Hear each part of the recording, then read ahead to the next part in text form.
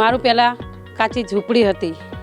કાચી ઝૂંપડી એટલે ઉપરથી પાણી પડે, ઉઠવા બેસવાની તકલીફ, ઊંઘવાની તકલીફ, છોકરાઓને ભણાવવાની તકલીફ, આ અમારા ઢોરને બાંધવાની તકલીફ, કૂતરાય બિલાડા આ બાજુથી પેલી બાજુ જતા રહેતા હતા એવી ભીતો હતી પહેલાં.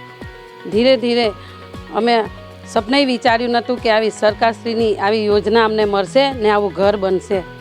ધીરે ધીરે સરપંચશ્રી તરફથી ને આ અમને જાણ થઈ કે આવી રીતે આ સરકારશ્રીની યોજના છે, પ્રધાનમંત્રી આવાસની યોજના છે, તો તમે આ રીતે કરો. એટલે અમે પ્રોસેસ કરીને મારું પાકું મકાન બની ગયું.